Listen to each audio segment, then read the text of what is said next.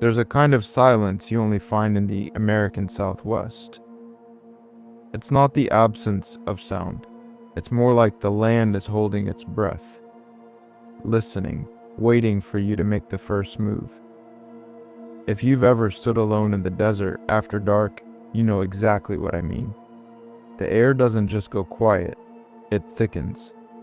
The stars come out in numbers that feel aggressive, like the sky is pressing down, and the darkness between the mesas seems to breathe on its own. People who live out there will tell you the desert is beautiful.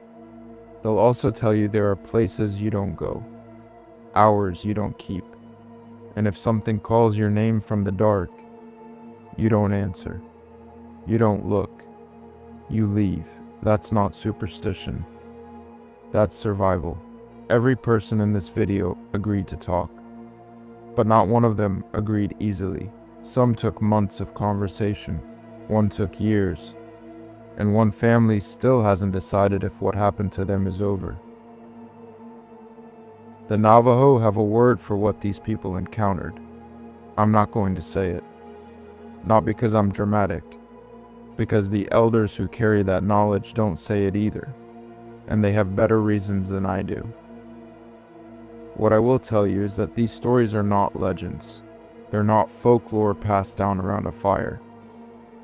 They are lived experiences from ordinary people, a ranch hand, a photographer, a truck driver, a park ranger, and a young family whose lives split into before and after the moment. They saw something that the modern world has no explanation for. We're not here to prove anything. We're not here to debate. We're here to listen. The first man we spoke to lives alone now. He didn't used to. Marcus Bitsley was not the kind of man who scared easily. At 34, he'd spent the better part of a decade working cattle on a ranch in Navajo County, Arizona, a stretch of land so flat and so red that the horizon looked painted on. The ranch belonged to a man named Dale Holbrook, a quiet Anglo rancher in his 60s, who'd inherited the property from his father and run it the same way his father had. Fences, feed, and silence. Marcus fit right in. He grew up about 40 miles east, on the edge of the reservation. His grandmother was traditional Navajo. She spoke the language, kept the customs, burned cedar every evening, and told stories that Marcus only half listened to as a boy. She talked about the old things, the ones that lived between the mesas, the ones that walked differently at night. Marcus respected her. He loved her. But he was modern. He drove a truck with a dented tailgate and a CB radio that only picked up 2 stations. He listened to country music and drank black coffee from a thermos that had lost its cap sometime in 2014. He was practical, grounded, and about as far from superstitious as a man raised on that land could be. The ranch was simple work, hard but simple. Wake before dawn, check the fences, move the herd, fix what broke, eat, sleep, repeat. Marcus lived in a small bunkhouse about a quarter mile from the main house. It had a bed, a hot plate, and a window that faced east so the sunrise hit him, whether he wanted it to or not. About a mile south of the main property, past a dry wash that only ran water 2 weeks a year, there was an old corral. Nobody used it. The posts were gray and splitting. The wire sagged in places and was missing in others, and the ground inside had gone hard and cracked like it hadn't been touched in years.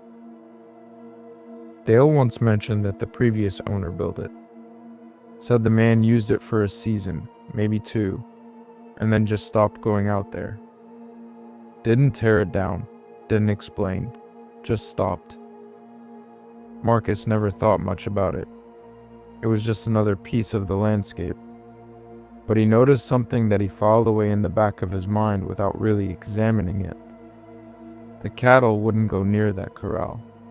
They'd graze right up to a certain point, no fence, no ditch, nothing visible marking the boundary, and then they'd turn. every single time. Like there was a wall they could feel, but he couldn't. He mentioned it to Dale once. Dale shrugged and said, "Cows are funny." That was the end of it, until October. It was late in the month. The light was already failing by 5:30, and Marcus was finishing a fence repair on the south line, alone. Dale had gone into town for supplies and wouldn't be back until morning. The work was routine. A post had leaned, wire had slipped, and Marcus was wrapping up, pulling the last twist tight with his pliers, when the sun dropped behind the mesa to the west. Sunset in the high desert doesn't happen gradually. It falls. 1 minute the world is orange and amber, and the next minute it's purple, and then it's nothing. Marcus knew the rhythm of it. He'd seen 10,000 sunsets from that exact kind of position. Hands dirty, tools heavy, the day ending whether he was finished or not. He was packing up when he heard it. It came from the direction of the old corral. A sound. At first, he thought coyote. They were common out there, and they started up most evenings, yipping and howling in that chaotic chorus that you either find comforting or unsettling, depending on how long you've lived with it. Marcus found it comforting, usually, but this wasn't right. The pitch was off. It was a single voice, not a pack. And it wasn't yipping, it was speaking. He stopped, set the pliers down on the fence post, listened. It came again, clearer this time. And Marcus felt something drop inside him, not in his stomach, lower than that, somewhere in the base of his spine, because he recognized the voice. It was his own voice, speaking his own name, calling out the way you'd call someone to dinner, casual, easy, familiar, like a friend waving you over at a gas station. Marcus, hey, Marcus. He didn't move. Every hair on his arms stood straight. His mouth went dry in a way that had nothing to do with the desert air. He stood there, pliers forgotten, staring toward the corral he couldn't see in the failing light. And he listened to his own voice call his name a third time. It wasn't an echo. There was nothing to echo off of. It wasn't a memory, because memories don't come from outside your head. It was his voice, the exact tone, the exact cadence, the exact way he pronounced his own name, coming from somewhere near that corral, a mile across flat, open ground.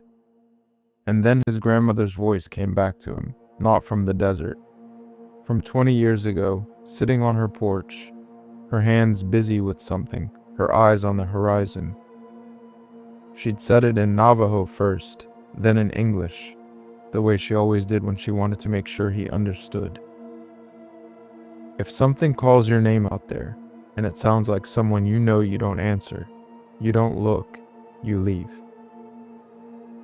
Marcus left. He didn't run. Something in him, some instinct older than thought, told him not to run. He walked, steady, deliberate, eyes forward, toward his truck, parked on the dirt track about 300 yards north. The voice followed. It wasn't coming from the corral anymore. It was moving. Behind him, then to his left, then ahead of him on the trail, as if whatever was making it was circling him in the dark. The intervals changed. At first, it just said his name. Then it started saying other things. His mother's name. The name of his dog, a red heeler called Cinco, who'd been hit by a truck when Marcus was 12, a phrase his grandmother used to say before bed. A blessing. 4 words in Navajo that Marcus hadn't heard spoken aloud since she died. He kept walking. His hands were shaking, and he shoved them in his jacket pockets to keep them still.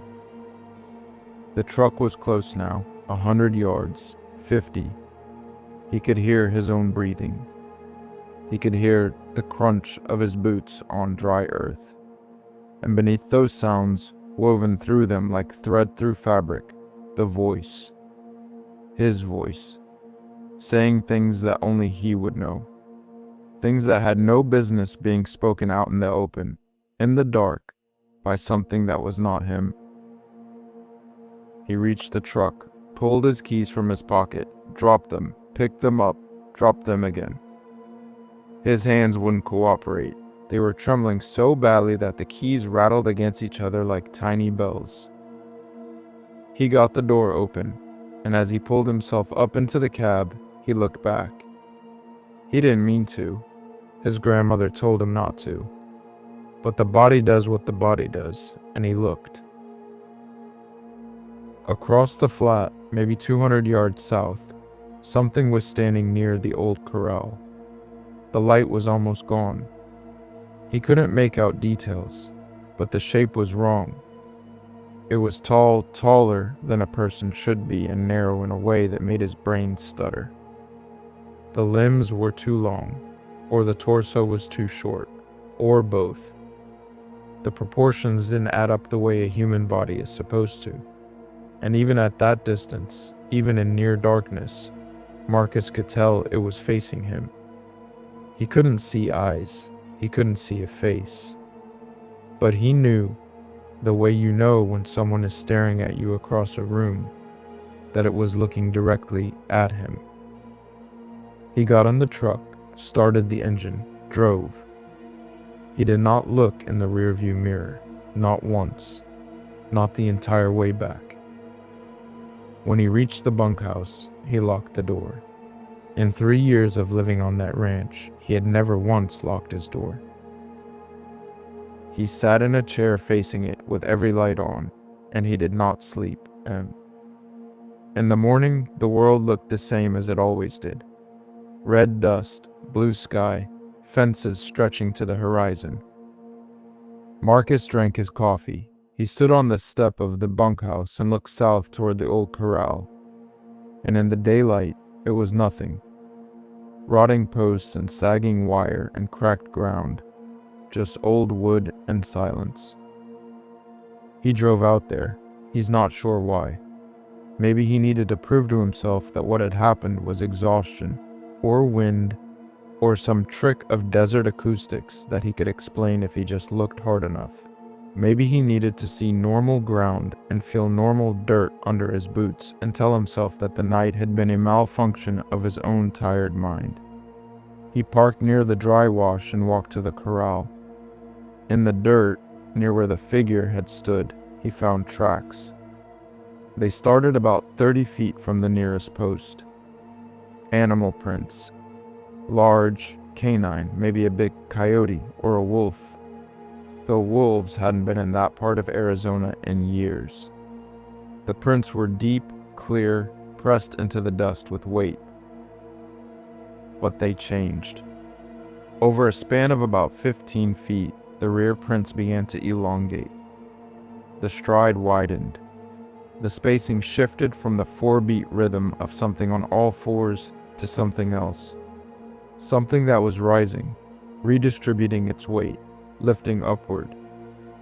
And by the end of the track line, maybe 8 or 9 impressions in, they were no longer animal prints. They were bare human footprints, large, wide across the ball, pressed deep.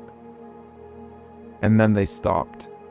In the middle of open ground, no scuff marks, no continuation, no return prints. Just 5 or 6 human footprints, ending abruptly, as if whatever made them had simply ceased to touch the earth. Marcus stood there for a long time, looking at those tracks. He took a photo with his phone. The photo is blurry, his hands were still shaking, but you can see the transition. You can see where one thing became another. He called his uncle that afternoon. His uncle was a medicine man, a Hata'ali, who lived on the reservation. Marcus hadn't spoken to him in over a year. The conversation was short. His uncle listened, didn't interrupt. When Marcus finished, his uncle said, "I'll come tomorrow." He came the next morning. He walked the property. He spent a long time near the old corral, alone. Then he came back and performed a short ceremony near the bunkhouse. He burned cedar. He sang. The singing was low and steady and lasted about 20 minutes, and Marcus stood nearby, with his head down and his eyes closed. And for the first time in 2 days, the tightness in his chest loosened just enough for him to breathe normally. When it was done, his uncle put a hand on his shoulder. He said quietly, "Don't say its name, don't go back to that corral, and if you hear your own voice again, you pray." Marcus quit the ranch within the month. Dale didn't ask why. Marcus thinks Dale knew. Not the details, not the specifics, but something about the way Dale looked at him when he gave his notice a long, steady look, followed by a slow nod, told Marcus that he wasn't the first person to leave that property without explanation. Today, Marcus lives in Flagstaff. He works construction. He has a small apartment on the north side of town, away from the open desert, surrounded by ponderosa pines and neighbors and streetlights and all the noise and clutter of a life built deliberately close to other people. He doesn't work alone anymore. He won't take solo jobs. He doesn't drive rural roads after dark if he can help it. And when he does, the radio stays on, loud, always loud. Because silence has a different weight for him now. Silence isn't peaceful. Silence is a space where something else might speak. He keeps a bundle of cedar on his nightstand. His grandmother's bundle, the one she was using the year she died. It's dry and cracked and held together with twine, and he lights a small piece of it every evening before bed. The smell fills the room. It smells like safety. It smells like her. He goes to the Hata'ali twice a year for prayer. He doesn't drink. He goes to bed early. He has a routine, and the routine holds him together the way a frame holds a house. Without it, he thinks, something might get in. When we asked Marcus what the worst part of the experience was, he didn't hesitate. He didn't say the voice. He didn't say the figure standing by the corral. He didn't say the tracks that change from animal to human in the span of 15 feet. He said it's what happens now, at night, when the apartment is quiet and the cedar has burned down to ash and the world is still. Sometimes not every night, but sometimes he hears his own voice.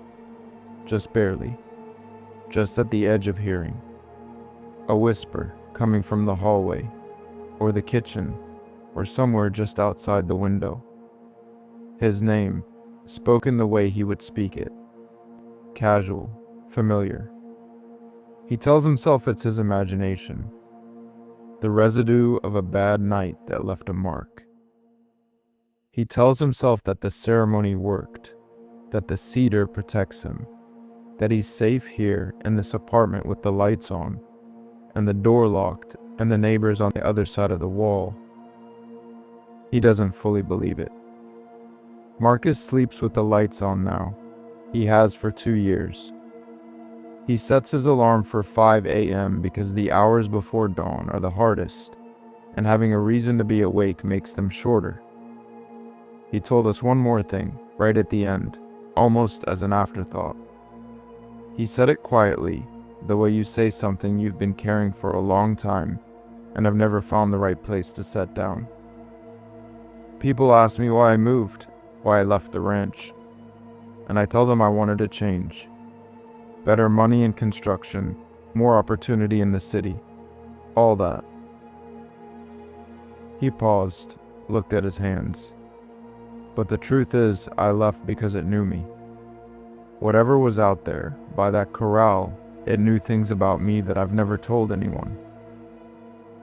My mother's name, my grandmother's prayer, my dog, it knew me.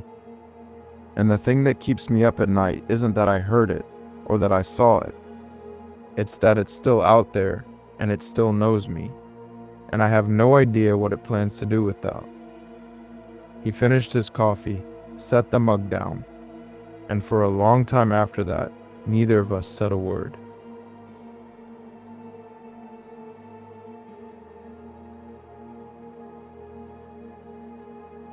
Marcus's story is about sound, about something that knew his voice better than a recording, better than a mirror, and used it like a key to unlock every door inside him. It found the names he carried, the prayers he'd forgotten, the small private griefs that belonged to him alone, and it spoke them back to him from the dark as if they were nothing, as if knowing someone completely was easy. But what happens when the encounter isn't heard? What happens when it's seen? Not a shape at the edge of vision, not a shadow you could argue away, but something captured, frozen in a frame. Something you can zoom into, crop, study, and still not explain. A photograph doesn't lie, but it doesn't explain either. It just shows you what was there. And sometimes, what was there is something that shouldn't be. The next person we spoke to didn't go looking for anything strange. She was looking at elk. Rachel Engstrom had spent the better part of 15 years photographing wildlife in Yellowstone, and if you asked her what the job required, she wouldn't say talent. She'd say patience. The willingness to sit in one spot for 6 hours with cold hands and a full bladder, waiting for a wolf to turn its head at the right angle in the right light. She had published in 3 national nature magazines. She had a website with a modest following. She was not famous, and she did not want to be. She wanted to be good, and she was. Rachel was 41, precise, methodical, and deeply skeptical of anything she couldn't observe, measure, or photograph. She believed in biology, she believed in optics. She believed in the golden hour and the way early light could turn an ordinary animal into something mythic. What she did not believe in was the supernatural. She found it intellectually lazy, an excuse for not looking closely enough. She told us that later, sitting in her studio in Bozeman, with a kind of rueful half-smile. The smile of someone who knows how that sentence sounds now. In early September, Rachel drove into Lamar Valley before dawn. Lamar is the northeast corner of Yellowstone, a broad glacial valley framed by mountains, known among wildlife photographers as the Serengeti of North America. Wolves, bison, elk, grizzlies. It's all there if you're patient enough and early enough. Rachel was both. She parked at her usual pullout, hiked about a half-mile to a ridge she knew well, and set up her tripod in the dark. Long lens, remote shutter release. Coffee in a thermos that still had the lid. She sat on a folding stool and waited for the world to assemble itself. Dawn in Lamar Valley is something most people never see. The frost catches first, silver white across the grass. Then the mist rises off the river in slow columns. The light comes in from the east, low and amber, and for about 20 minutes, everything, the valley, the mountains, the animals, looks like it was painted by someone who loved it. Rachel had seen it hundreds of times. It still stopped her. The elk herd she was tracking was about 400 yards out, grazing in the open meadow near the river. A good-sized group, maybe 60 head. She started shooting as the light improved. Routine work, beautiful but routine. Except the elk were behaving strangely. They were clustered too tight. Normally, a grazing herd spreads out, each animal carving its own space. This morning, they were bunched shoulder to shoulder, heads up more than down. And all of them, every single one, had their heads turned the same direction. Not toward the wolf territory to the north, which is what Rachel expected. Toward the southern tree line, a thick stand of lodgepole pine about 300 yards from the herd.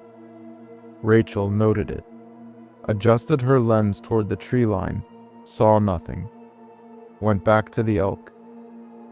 20 minutes later, they bolted, all of them, simultaneously, in the same direction due north, away from the southern trees. And this is what made Rachel sit up straighter on her stool, because she had photographed wolf-elk interactions dozens of times, and this was wrong. Wolves trigger a scatter. The herd breaks apart, each animal running its own line. Because that's how prey survives a predator. You disperse. You make the predator choose. You bet that it won't choose you. It's chaos by design. This wasn't chaos. This was unified. 60 elk moving as one body in one direction at full speed. Like a flock of starlings wheeling in the sky. Like something had sent a single signal through every animal at the same instant.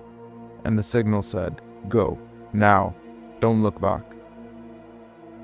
Rachel swung her lens toward the southern tree line. Through the viewfinder, at full zoom, she saw something standing at the edge of the pines. Her first thought was bear. A grizzly standing on its hind legs, maybe surveying the meadow.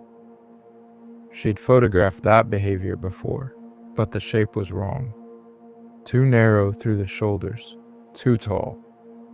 A standing grizzly is massive, barrel-chested, wide.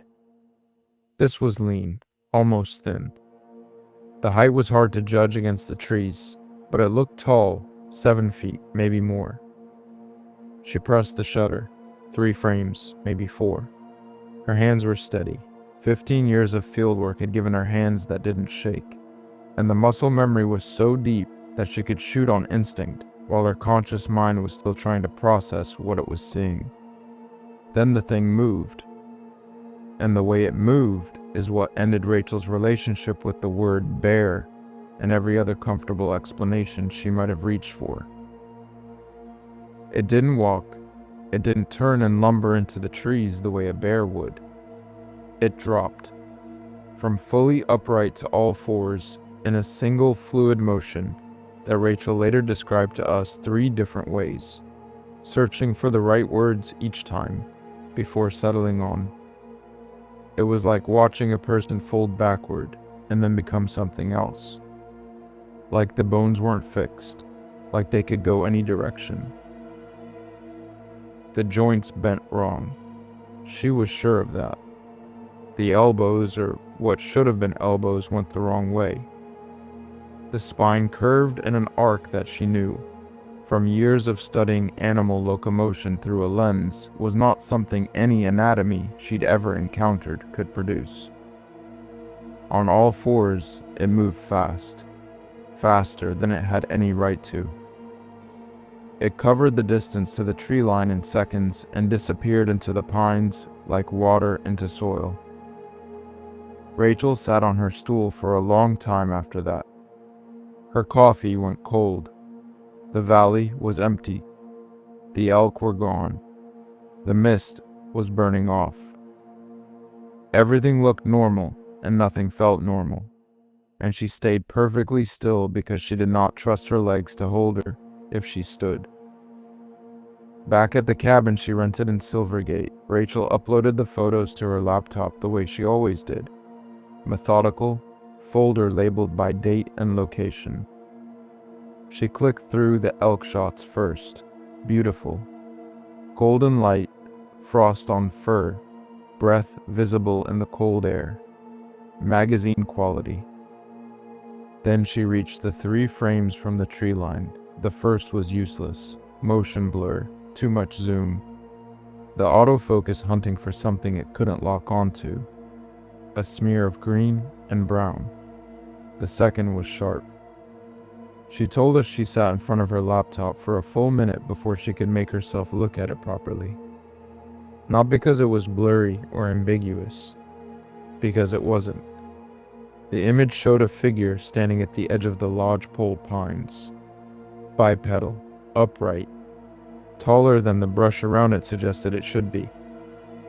The body was lean, not thin like a starving animal, but lean like something built for efficiency, stripped of anything unnecessary. the skin or fur or hide. Rachel couldn't determine which was a mottled gray-brown that blended with the bark of the pines behind it. The arms were long. They hung well past what would be the knees on a human frame, and the hands, or the ends of the arms, were indistinct but oversized. The face was what stopped her. It had features. She could see that clearly.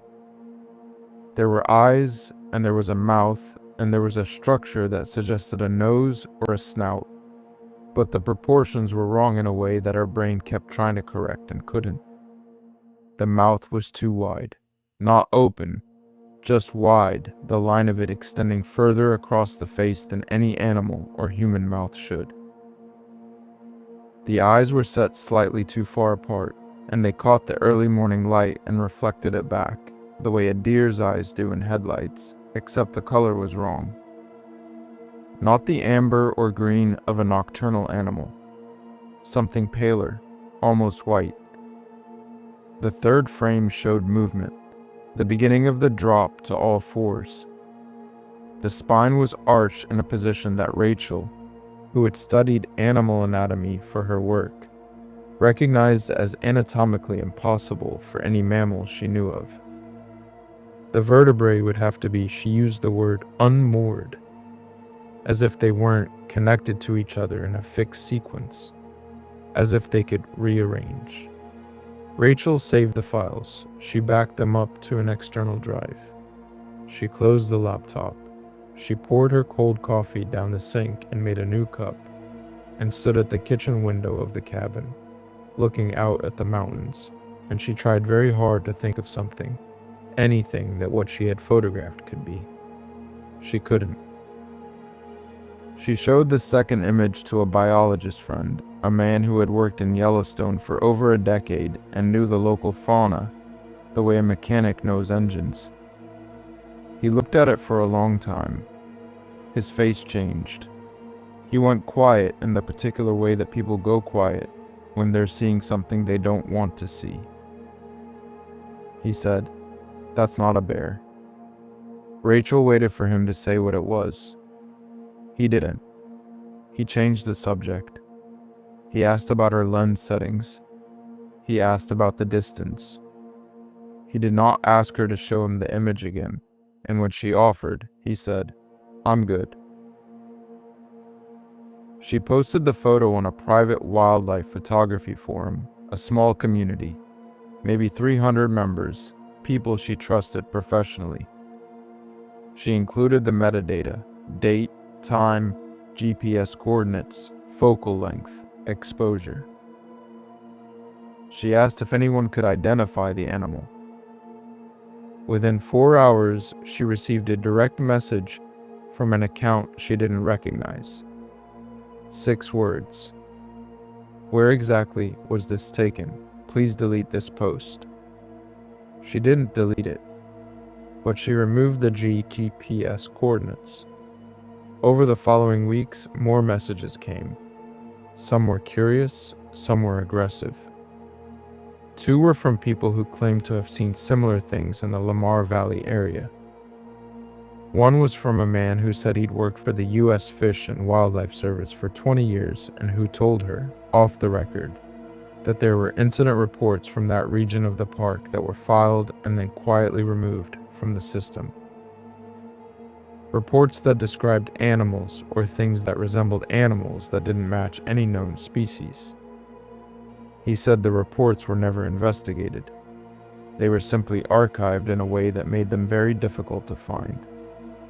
Rachel went back to Yellowstone one more time. She drove to the same ridge. She brought a better lens and a motion-activated trail camera, which she mounted on a tree near the southern tree line. She retrieved the trail camera 2 weeks later. It had captured 312 images: deer, a coyote, a fox, wind-blown branches. Not a single frame showed anything unusual. But Rachel noticed something else. The elk didn't come to that part of the valley anymore. The meadow where she'd watched 60 head grazing and golden light was empty. Not just empty of elk, empty of tracks. The grass was untouched. The game trails that had been worn into the earth over years of use were starting to grow over, the way paths do when nothing walks them anymore. She didn't go back. Rachel still has the photograph. It's on an encrypted drive in a fireproof safe in her studio in Bozeman. She has never published it. She has never posted it on any public platform. She has never submitted it to any scientific institution or media outlet. When we asked her why, she was quiet for a moment. Then she said, "Because if I publish it, I have to stand behind it.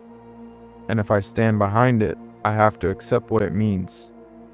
And if I accept what it means, then every time I've walked into the backcountry alone, every time I've sat on a ridge in the dark waiting for the light, I have to rethink all of that. Every morning, every valley, every tree line. I have to accept that I was never alone out there, that something was watching me the way I was watching the elk, and I am not ready for that. I don't know if I'll ever be ready for that." Rachel sold most of her wildlife photography equipment last year. She shoots portraits now, corporate headshots, author photos, wedding parties, indoor work, controlled lighting, human subjects. She told us the work is less interesting, less beautiful, less meaningful to her. Then she said, very quietly, almost to herself, "But I always know what I'm looking at." Rachel's encounter left her with an image. Marcus's encounter left him with a voice. Both of them carried something home, proof that lived only in their own experience, that the world could choose to dismiss or ignore. A photograph no one will publish, a sound no one else can hear. Private evidence of something that the daylight world has no room for.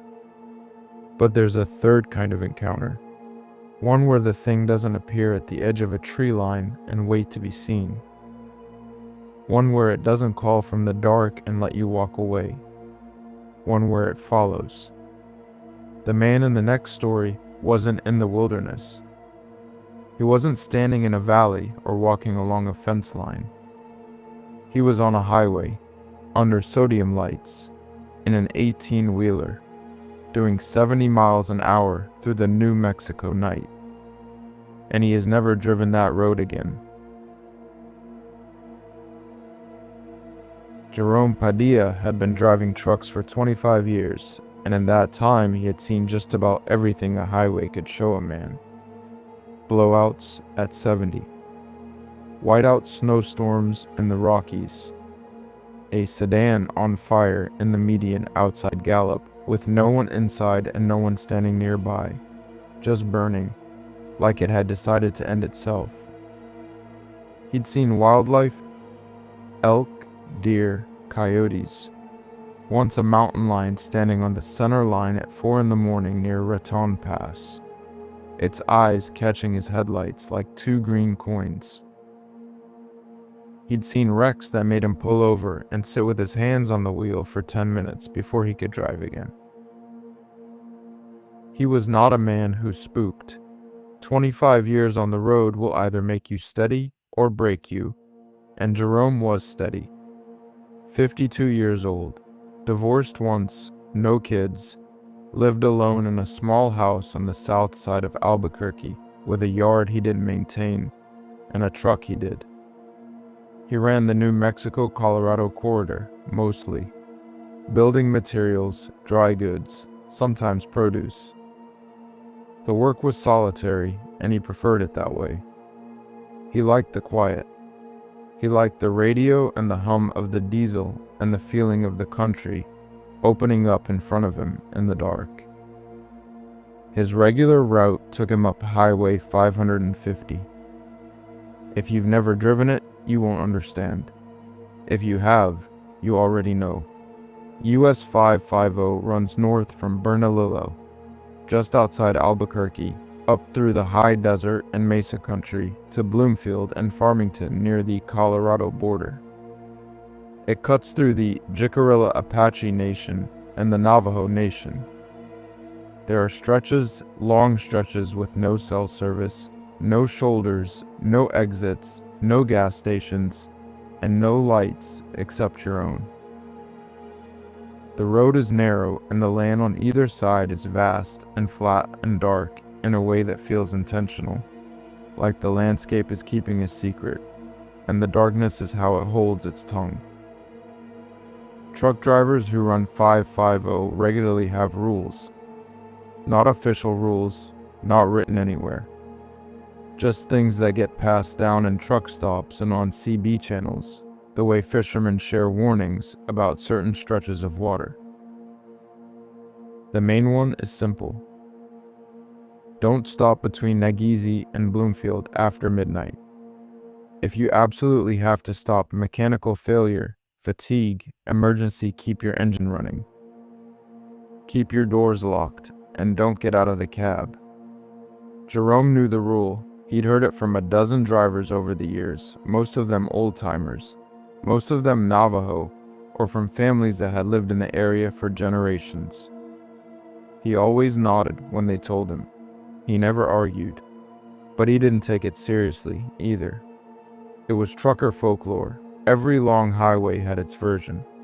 Route 666, the old number for that stretch before they changed it to 491, had a reputation that went back decades. The Devil's Highway. Jerome figured the stories came with the name, and the name was gone now, and the stories should have gone with it. He figured wrong. It was February, a clear night, cold, no moon. The kind of night where the stars look close enough to hear. Jerome was hauling building materials north, lumber and drywall, a full load, heavy enough to keep the rig planted on the road. He'd left Bernalillo around 11 and made good time through Cuba and Nageezi. The road was empty, which was normal for that hour. He had an audiobook playing a thriller, something with a detective, and his coffee was still warm in the cup holder. Around 2 in the morning, somewhere between Nageezi and Blanco, he noticed headlights in his side mirror. 2 white lights, following at a distance, maybe a quarter-mile back. Nothing unusual. Even at that hour, you'd occasionally see another vehicle on 550. A late driver, another trucker, someone coming home from a shift. Jerome noted them and went back to his audiobook. 10 minutes later, the lights were still there. Same distance, same position in the mirror. 15 minutes, 20.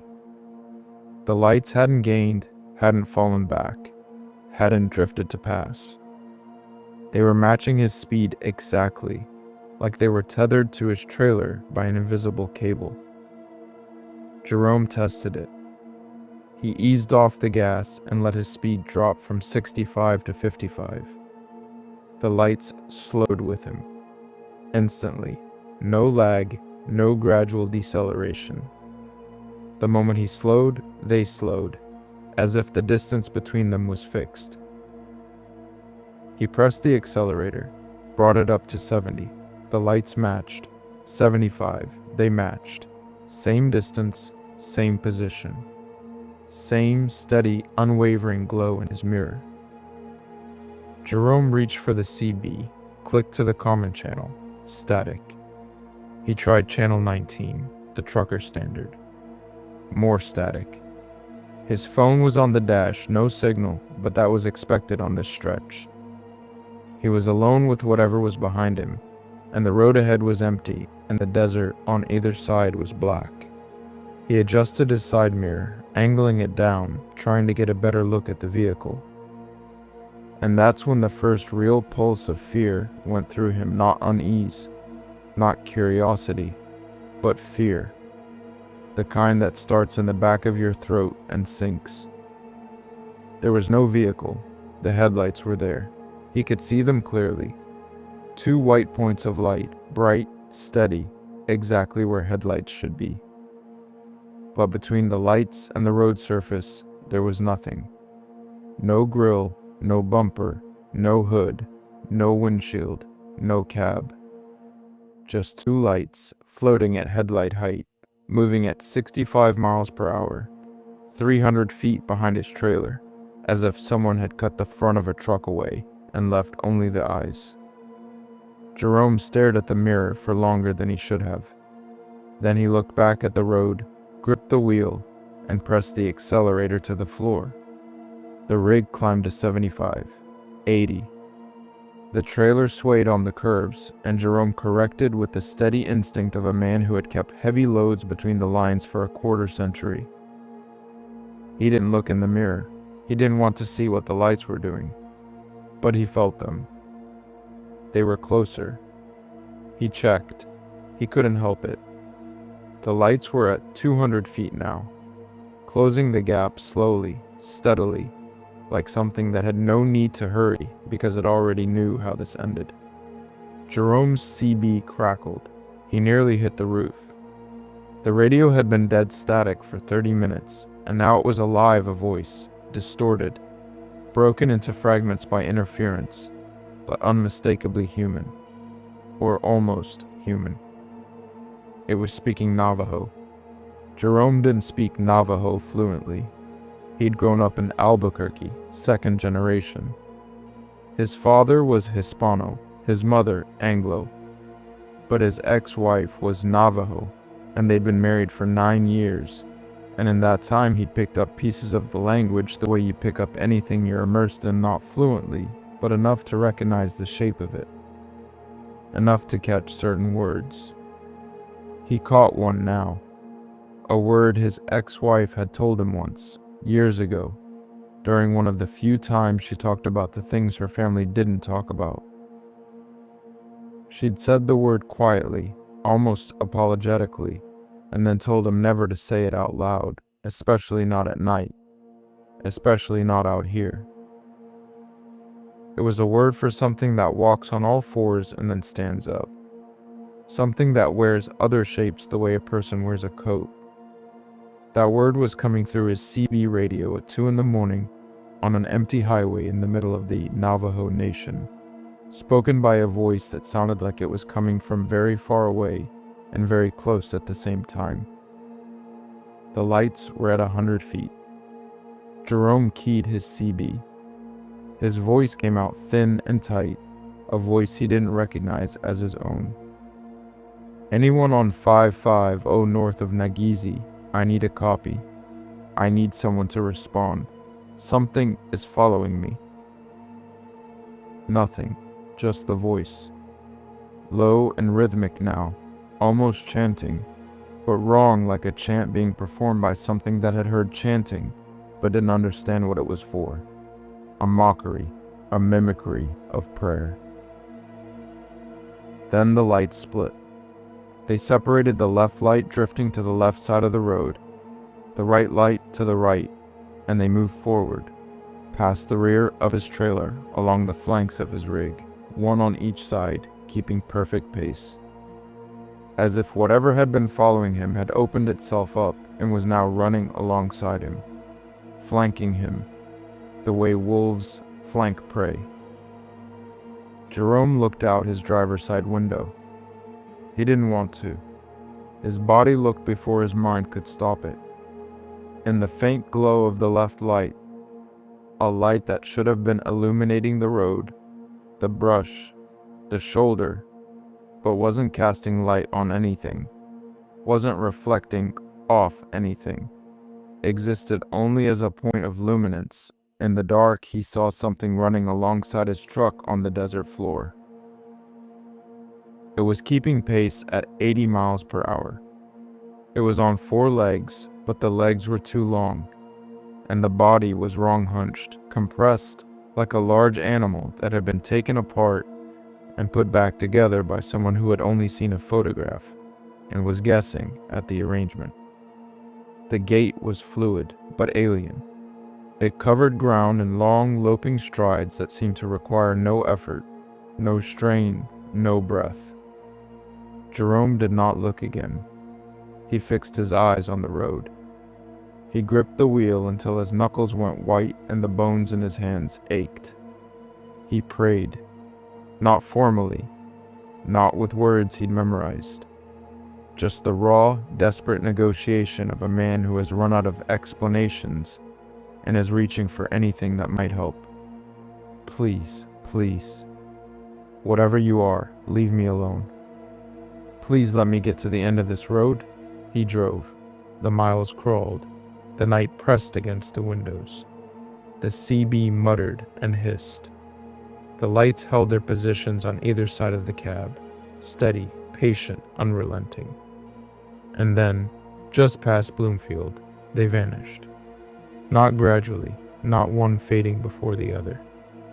They were there, and then they were not, the way a light goes out when you flip the switch. One frame they existed. The next, the darkness on either side of the truck was just darkness normal, empty, indifferent darkness. The kind that doesn't watch you. Jerome pulled into a gas station on the edge of Bloomfield. His hands were shaking so badly he couldn't unscrew the cap on his thermos. He sat in the cab for 5 minutes, staring at the steering wheel, before he could make himself open the door. Inside the station, the fluorescent light was the most beautiful thing he had ever seen. The attendant was a young Navajo woman, maybe 25. She was restocking cigarettes behind the counter. When Jerome walked in, she looked at him and her expression changed. It wasn't shock, it was recognition. The look of someone who has seen that particular shade of pale on a face before and knows what it means. She didn't ask what happened. She asked, "How far back?" Jerome's voice didn't work on the first try. He swallowed, tried again. "Nagizi, maybe before." She nodded, slowly, like she was confirming something she already knew. She went to the back room and returned with a small bundle of dried sage wrapped in cotton string. She held it out to him. "Burn this in your cab before you drive again. Open the windows and let the smoke out. Then close them and don't open them until you're home." Jerome took the bundle. His hands were still trembling. She said, "It was testing you. Seeing what you do. You didn't stop. You didn't get out. That's why you're here." He burned the sage in the cab. He sat in that gas station parking lot until the sun came up, watching the sky go from black to gray to pink to blue.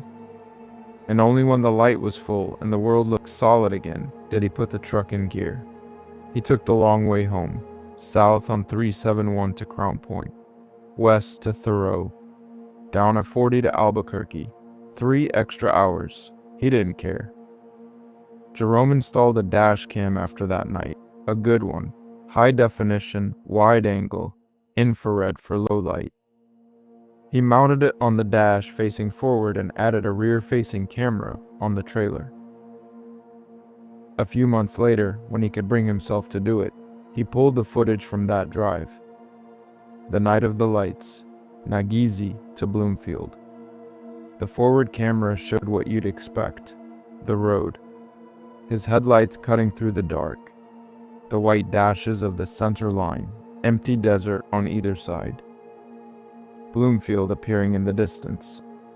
The rear camera showed the same, the road behind him, lit faintly by his taillights. The flat, dark expanse of the desert. Mile after mile of nothing. No lights, not a single frame. The entire stretch from Nagizi to Bloomfield, the 40 minutes that had hollowed him out and rebuilt him into someone who sleeps with the lights on, was captured as uneventful. A normal drive, an empty road, as if it had never happened. Jerome looked at the footage 3 times. Then he backed it up to a hard drive and put the hard drive in a drawer and closed the drawer. He told us, "I know what I saw. I know what I heard on the CB. I know what was running next to my truck. The camera says it wasn't there. I say the camera didn't see what I saw. And I don't know which one of those is worse, that it was really there and the camera couldn't see it, or that it was real and it chose not to be recorded." Jerome's life rearranged itself around that night the way a river rearranges itself around a fallen tree. Not dramatically, gradually, but completely.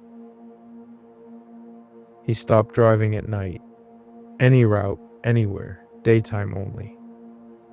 His dispatcher argued with him for months before giving up. The schedule change cut his income by nearly a third. Jerome accepted it the way you accept a medical diagnosis. You don't like it, but the alternative is worse. His relationship ended. His girlfriend, a woman named Angela, who worked at a dental office in Albuquerque, tried to understand. He wouldn't explain. Couldn't explain. What was he going to say? That lights with nothing behind them chased him through the desert? That something ran alongside his truck at 80 miles per hour on 4 legs that bent wrong? That his CB radio spoke to him in a language he barely knew, using a word he was told never to say? Angela thought he was having a breakdown. He didn't blame her. Some nights, he wondered if she was right. He went to a VA counselor Jerome had served in the Army. 2 years, nothing combat related. But it gave him access and described the experience in the flattest, most clinical terms he could manage. Something followed me on the road. I felt threatened. I couldn't identify it. The counselor wrote down highway hypnosis and fatigue-related visual disturbance. Jerome took the piece of paper. He folded it. He put it in his wallet next to Angela's old photo and his VA card, and it's still there. He doesn't believe it, but he keeps it, because sometimes having an explanation, even one you know is wrong, is better than having nothing. Through a friend of Angela's, he found a Navajo medicine man, a Hatali, an old man who lived near Shiprock and didn't own a phone. Jerome drove out to see him on a Saturday morning. The Hata'ali listened to the whole story without interrupting. Then he performed a protection ceremony that lasted most of the afternoon. Chanting, cedar smoke, sand. Jerome didn't understand most of it, but he felt something shift, not disappear, but loosen, like a knot that had been pulled tight in his chest for months, finally easing by a single thread. The Hatali told him the thing on the road was territorial. It lived in that stretch of desert. It had always lived there. It was attracted to people who were alone, moving through its space in the dead hours. It wasn't personal. Jerome said, "That's supposed to make me feel better, that it wasn't personal. But it knew my CB frequency. It knew what language to use.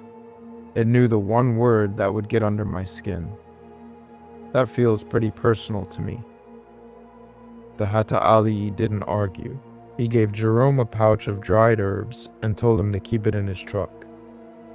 Jerome keeps it on the dashboard, next to the dash cam that recorded nothing. He still drives. He still runs the New Mexico-Colorado corridor. But he takes 371 to Crown Point now, then cuts west, the long way. 3 extra hours, every trip for the rest of his career. His logbook shows it. His fuel receipts show it. 3 hours of his life, every run, spent avoiding a stretch of road that the map says is 57 miles of ordinary highway. When we asked him if he'd ever consider driving 550 again, at night, alone, he didn't hesitate. He didn't think about it. He just looked at us the way you'd look at someone who asked if you'd ever consider walking back into a burning building. "No," he said. "I know what lives on that road, and it knows me." The first 3 stories share something. An encounter. Sudden, intense, bounded. A single night that drew a line through a life. Before and after. You walk into the desert as one person and you walk out as another. And the distance between those 2 versions of yourself is something you spend the rest of your life trying to measure. But what happens when the encounter isn't a single night? What happens when it's not a moment, but a career? What happens when you spend 31 years in the most remote canyon systems in the United States and you see things year after year, season after season, that you are told to ignore? That you are trained to explain away? That you file in reports that are quietly buried and never mentioned again? What happens when the silence becomes heavier than the thing it's hiding? The next person we spoke to carried that weight for 3 decades. He carried it through promotions and transfers and performance reviews. He carried it through a marriage and a retirement and a grief that finally cracked him open. His name is Thomas Whelan. He was a park ranger for 31 years, and he has never told this story publicly until now.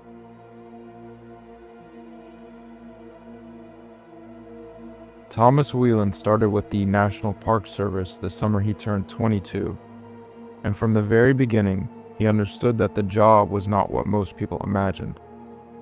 People imagined campfire talks and trail maintenance and smiling families at scenic overlooks. And yes, there was that. But the real work, the work that defined Thomas's career, happened in places where the families and the scenic overlooks didn't reach. Backcountry, deep canyon. Wilderness so remote that the nearest road was a 2-day hike and the nearest person was further than that. Thomas was built for it.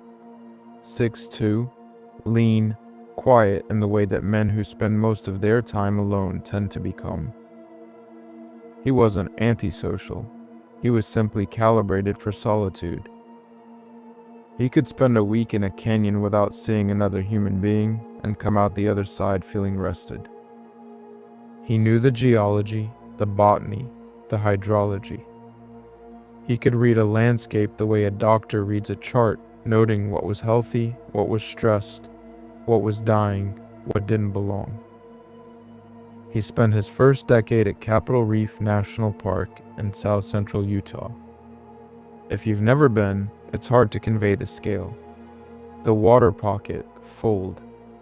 100-mile wrinkle in the Earth's crust runs through the park like a spine, and on either side of it, the land fractures into slot canyons, sandstone domes, dry washes, and amphitheaters of red and white rock that look like the architecture of a dream.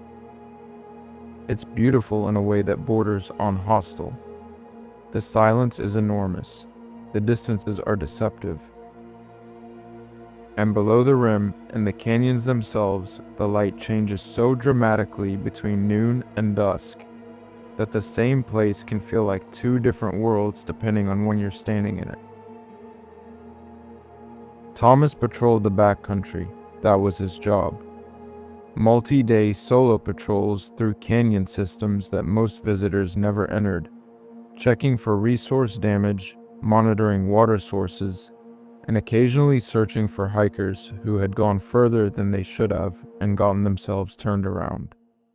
He was good at it. He was thorough, methodical, and unflappable. His supervisors wrote the same thing in his reviews year after year: dependable, observant, professional. They never wrote about the other things, because Thomas never reported them.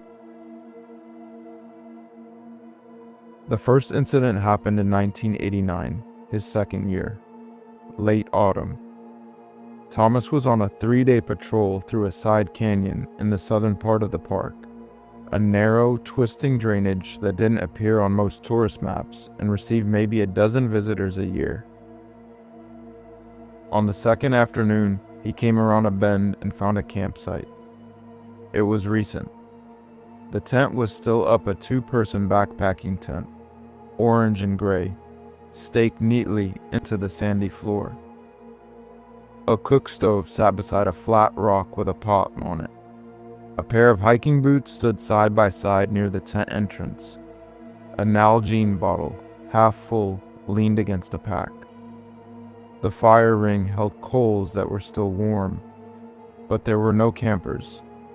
Thomas searched the immediate area, called out, His voice bounced off the canyon walls and came back to him in fragments. No response. He checked the tent, sleeping bag inside, unzipped, as if someone had climbed out of it moments ago. A paperback novel, face down, open to a page near the middle. A headlamp with the batteries still good. Everything a person would need, arranged as if that person had simply stood up and walked away from their entire life in the middle of a sentence. Thomas checked for footprints. The canyon floor was sandy, soft, it held prints well. He found boot prints around the campsite. Normal. The kind of prints you'd expect from someone moving around their camp, gathering wood, walking to the water source. But the prints didn't leave the campsite. They circled, they crisscrossed, they went to the creek and back, and then they stopped, right at the tent, as if the last thing the camper had done was walk back to the tent. And after that, nothing. No prints leaving the site in any direction, no scuff marks, no drag marks, nothing. Thomas packed the gear out and filed a report. He was thorough photographs, GPS coordinates, inventory of the abandoned equipment. The report went to his supervisor, who read it and nodded and put it in a file. No missing persons report was ever filed that matched the gear. No one ever came looking for the tent, or the boots, or the half-finished novel. The file sat in a drawer, and eventually the drawer was cleaned out, and that was the end of it. Thomas didn't forget, but he moved on. That was the job. You see things in the backcountry that don't make sense, and you either find an explanation or you don't. And either way, you have 12 more miles to cover before dark. A few years later, 1993, maybe 1994, Thomas couldn't remember exactly. He was on a night patrol in a different canyon. Deeper, narrower, the walls rising 200 feet on either side. The strip of sky above him so thin that the stars looked like they'd been poured through a slot. He heard footsteps. They were above him, on the canyon rim. Steady, deliberate, paced exactly with his own when he walked. They walked. When he stopped, they stopped, but not instantly. There was a half-second delay, as if whatever was up there was listening to him and matching his rhythm just a beat behind. Thomas shined his light upward. The beam hit the canyon wall and diffused into nothing long before it reached the rim. He couldn't see what was up there. He could only hear it. Boot on rock, steady and patient, tracking him from above. It followed him for over a mile. When the canyon widened and the rim dropped low enough to climb, Thomas stopped and listened. The footsteps had stopped too. He waited 5 minutes. 10. Nothing. Whatever it was had either left or gone still. The next morning, at the ranger station, a Paiute maintenance worker named Leland, an older man, mid-60s, who had worked at the park since before Thomas was born, looked at Thomas's face and said without being asked, "You heard them walking, didn't you?" Thomas looked at him. "How did you know?" Leland didn't smile. "They walked the rim. They've always walked the rim. My father heard them. His father heard them. They're up there." "What are they?" Leland considered the question for a long time. Then he said, "They're the ones who didn't stay human."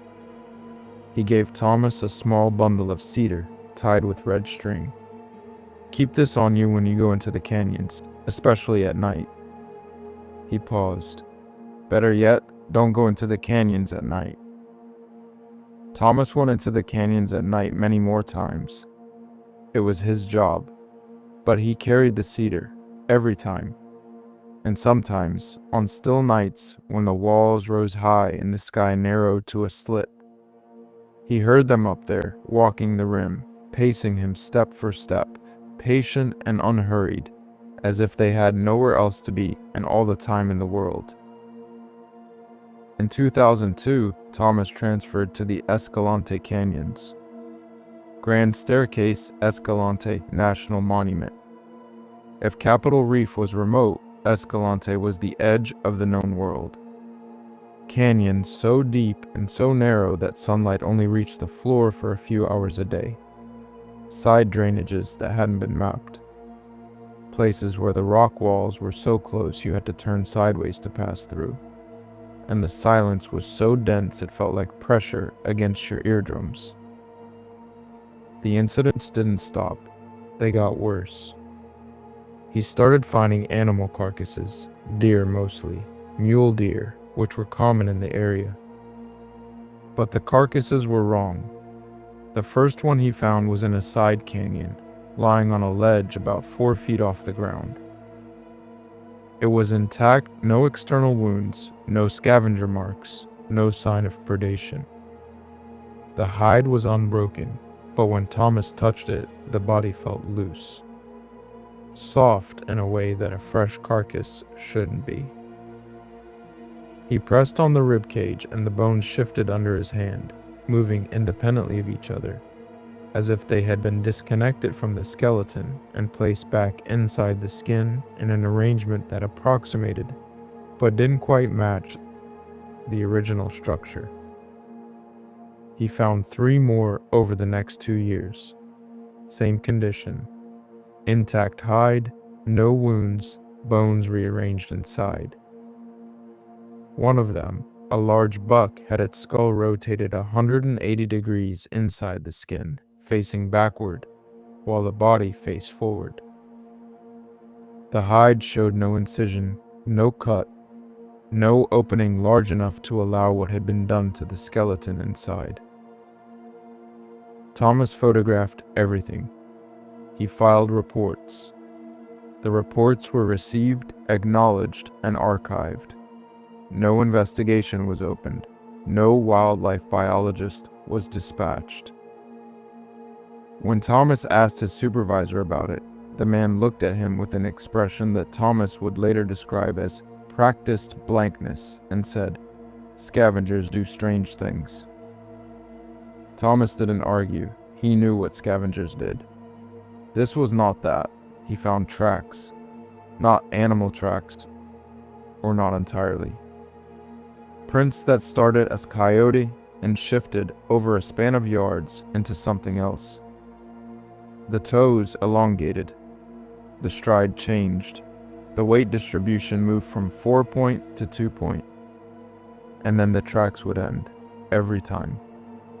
In the middle of open sand, in the middle of a canyon floor, as if whatever made them had simply lifted off the ground and ceased to exist.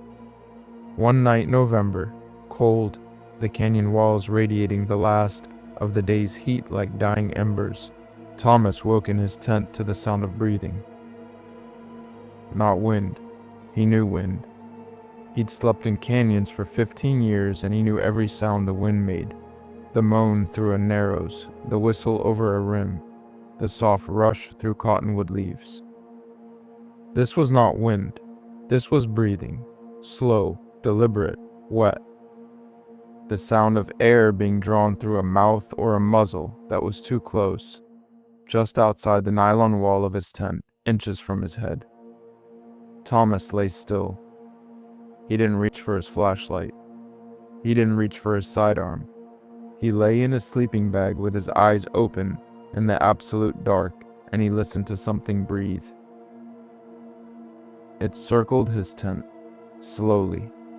He could track its movement by the sound starting near his head, moving along the left side, around the foot, along the right side, back to his head. A full circuit, then another, then another.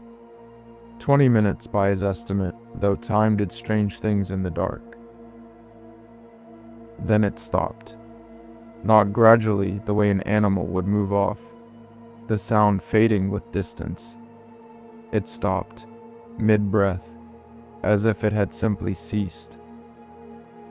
In the morning, Thomas unzipped his tent and stepped out into pale yellow light. The canyon looked the same as it always did. Red rock, blue sky, the faint sound of water somewhere below. But the ground around his tent was warm. He knelt and pressed his palm to the sand. It was warm the way skin is warm, the way a living body is warm. In a ring around his tent, roughly 3 feet wide, the desert floor held heat that had no source, no fire, no sun, no geothermal explanation. November in Utah. The air temperature was in the low 30s, and the ground where something had circled him all night was warm to the touch. Thomas packed his gear and hiked out. He wrote 4 pages in his journal that night. The journal, a private record, separate from his official reports, had grown to over 200 pages by then. A decade of things he'd seen and heard and measured and photographed, none of which had ever made it into an official file. His private archive of the impossible. The incident that broke Thomas happened in the autumn of 2012. He was on a solo patrol in a narrow slot canyon, a deep, sinuous cut in the sandstone, barely wider than his shoulders in places, the walls rising 80 feet on either side. The light at the bottom was dim and blue, filtered through so much rock that it felt like being underwater. He came around a bend and saw a figure standing in the canyon ahead of him, about 100 yards away, in the deepest part of the shade. His first thought was hiker, a lost hiker, or a hiker who'd wandered off trail into a drainage they shouldn't be in. It happened. Thomas called out.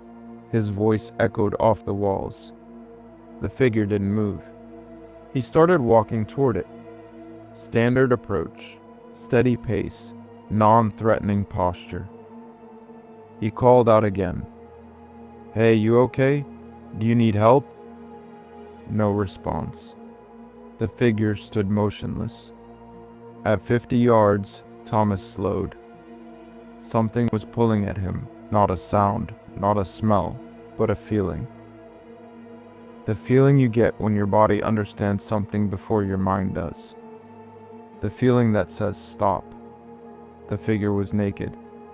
The skin was grayish, not gray like illness, gray like stone, like something that had spent so long in the canyon that it had begun to take on the color of the walls around it. It was standing upright, arms at its sides, facing Thomas directly. The proportions were wrong. The neck was too long. Not dramatically, not cartoonishly, but enough that Thomas's trained eye, the eye that had spent 30 years cataloging the shapes and structures of the natural world, knew that what he was looking at was not a human being. The head sat atop the neck at an angle that would have been painful, unsustainable for a person. Tilted to the left, as if the muscles on one side had been severed, or as if the thing simply hadn't bothered to hold its head the way humans hold theirs. And then it smiled. Thomas had seen thousands of human faces in his career. Hikers, campers, fellow rangers, tourists from every state and a dozen countries. He knew what a human smile looked like. He knew the way the muscles engaged the zygomaticus major, pulling the corners of the mouth, the orbicularis oculi, crinkling the eyes, the whole face participating in a single coordinated expression of warmth or amusement or greeting. This was not that. The mouth widened. It widened too far, past the point where a human mouth stops, stretching toward the ears, or where ears should have been. The lips pulled back, and there were teeth, and there were too many of them. And they were the wrong shape, flat where they should have been pointed, and pointed where they should have been flat. Arranged in a mouth that was performing a smile the way a puppet performs speech, the mechanical reproduction of something it has observed but does not understand. Thomas drew his sidearm. In 23 years of field work, he had never drawn his weapon on duty. His hand was steady. His training held. But inside, somewhere beneath the training and the discipline and the 30 years of professional composure, something very old and very simple was screaming at him to run. The figure tilted its head the other way. The motion was smooth, fluid, mechanical, like a bird regarding something small on the ground. It looked at Thomas. It looked at the gun. The smile didn't change. Then it turned, and it walked into a crack in the canyon wall. Not a side canyon, not a passage, a crack. A vertical fissure in the sandstone that Thomas later went back and measured with a tape. 14 inches wide. Whatever that thing was, whatever shape it truly held beneath the shape it had been wearing. It folded itself into 14 inches of rock and disappeared. No sound, no scraping, no resistance. It went into the crack the way water goes into a drain, smoothly, naturally, as if the rock had opened for it and closed behind it. Thomas stood in the canyon for a long time after that. The blue light didn't change. The walls didn't move. The silence resettled itself around him like dust after a footstep. He holstered his weapon. He walked back to the trailhead. He did not run. He wanted to. God, he wanted to. But some part of him understood, the same part that Marcus Betzilli had listened to on that ranch in Arizona, that running was the wrong response. That running was what prey does, and whatever had just smiled at him from 50 yards away, he did not want it to see him as prey. That night in his quarters, Thomas sat at his desk and wrote 6 pages in his journal. His handwriting, normally precise, the careful print of a man trained to write legible field notes in difficult conditions, was barely readable. The pen had pressed so hard into the paper that the words were carved into the page beneath. Thomas retired from the National Park Service in 2017. 31 years, a career of commendations and service awards, and the quiet respect of colleagues who knew him as the man who could go deeper into the backcountry than anyone else and always come back. They didn't know what he brought back with him. He moved to Cedar City with his wife, Ellen, a small house with a yard and a view of the mountains. He kept to himself. He hiked during the day, short hikes, well-traveled trails, always back to the car before the shadows got long. He didn't talk about the canyons, not the real canyons, not the deep ones.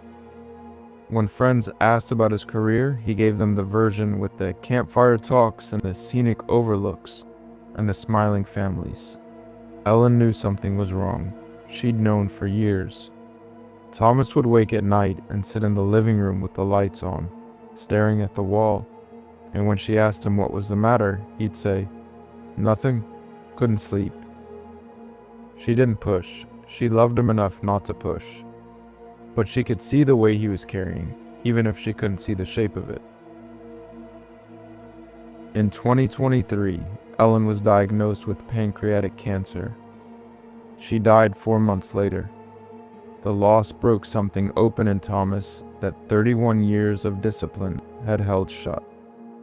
Not dramatically, not loudly, but in the weeks after the funeral, sitting alone in a house that still smelled like her, Thomas found that the walls he'd built around his experiences were no longer strong enough to hold. The thing that had kept them in place, the daily structure of a life shared with someone, the routine of marriage, the simple presence of another person in the house, was gone. And without it, everything he'd locked away began to seep through the cracks. He started talking, first to his nephew, a young man who asked about the canyons with genuine curiosity. Then to a friend who ran a small podcast about public lands and the people who work them. Then, carefully and deliberately, to us. He shared the journal, all 243 pages. He shared the photographs, the carcasses, the tracks. the 14-inch crack in the canyon wall. He laid it all on the kitchen table like evidence in a case he'd been building for 3 decades, without knowing who the jury would be. He told us that the National Park Service has no official position on the things he saw because acknowledging them would require answering questions the service has no capacity and no willingness to answer. Where did the campers go? Why do animals turn up restructured from the inside? Why are certain drainages restricted to public access with no stated reason for the restriction? Why do backcountry rangers in southern Utah have a turnover rate 3 times the national average? I spent my life in the most beautiful places in this country, Thomas said. He was sitting at the kitchen table where Ellen used to sit across from him. Her chair was empty. And I'm telling you, there are things living in those canyons that we have no name for. Things that have been there longer than us, longer than the Paiute, longer than anyone. And the government knows, not in some conspiracy way, not in some secret file in a bunker. They know the way a janitor knows which hallway has the broken light. They know because the people on the ground have been telling them for decades. And they decided, a long time ago, that the public isn't ready. That it's easier to lose a few reports than to answer the questions those reports would raise. Thomas still hikes. He told us that with something close to defiance, as if daring the canyons to take that from him too. He walks the trails around Cedar City, the ones with other people on them, the ones with dogs and children and the comfortable noise of ordinary life. But he never camps overnight, not anymore, not since he retired. He is always back to his car before the light fails, always, no exceptions. Not because he thinks the cedar doesn't work, not because he doubts the ceremonies the Paiute workers shared with him over the years, but because he has spent 31 years watching things move in the dark. And he has learned that the dark is not empty, and he has decided quietly, firmly, without apology, that he has earned the right to sleep with a roof over his head, and a lock on the door, and the lights of Cedar City visible through his window. When we left his house, Thomas walked us to the car. The sun was low, the mountains turning gold. He shook our hands, then he said one more thing. Ellen used to ask me why I never slept well. I told her it was the job. Too many years on hard ground. He looked toward the mountains. The truth is, I sleep fine. I just don't like closing my eyes in the dark, because when I do, I'm back in that canyon. And it's standing there. And it's smiling at me. And the smile hasn't changed. Not in 12 years. It never changes. He went inside and closed the door. We heard the lock turn before we reached the end of the driveway. The first 4 stories in this video are about individuals, adults, people with the tools, the experience, the training, the stubbornness to survive what they encountered. Even if survival meant a life permanently rearranged around the shape of something they couldn't explain. Marcus had his grandmother's teachings. Rachel had her scientific discipline. Jerome had 25 years of road instinct. Thomas had 3 decades of backcountry composure. But the final story is different. The final story is about a family. And the encounter didn't happen to a man with a sidearm or a woman with a long lens. It happened to an 8-year-old boy who walked into a tree line on a summer evening and came back out before his parents finished calling his name. He came back. That's the part the family holds on to. He came back. But something came back with him, or something about him didn't come back at all. We debated whether to include this story. The family asked us to. They said they needed people to hear it because they're still living with it. Because they need someone, somewhere, to believe them. And because they aren't sure it's over. David and Sophia Orellana had been married for 14 years, and in that time they had built exactly the kind of life that sounds unremarkable until you realize how much work goes into it. A house in Tucson, small, clean, with a backyard that David kept meaning to landscape and never did.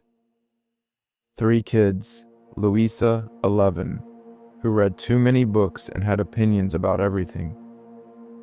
Mateo, 8, who collected rocks and bottle caps and feathers and anything else the world left lying around for him to find. And Tomas, 2, who was still mostly a project in progress, learning to walk without falling, learning to talk without screaming, learning that the dog was not a horse. The dog was Canela, a golden lab with a graying muzzle and a disposition so gentle that Tomas could grab her ears with both hands and she'd just sit there, blinking, patient as a saint. Canela slept in Mateo's room, had since the day they brought her home. She'd claimed the boy the way dogs sometimes do, completely, wordlessly, permanently. Where Mateo went, Canela followed. When Mateo sat on the floor to sort his rock collection, Canela lay beside him with her chin on his knee. They were a unit. David was an electrician. Steady work, decent pay, long hours in the summer when the Tucson heat turned every air conditioning unit in the city into an emergency. Sophia was a school nurse, the kind of person who could put a Band-Aid on a 6-year-old's scraped knee and make the kid feel like they'd survived something heroic.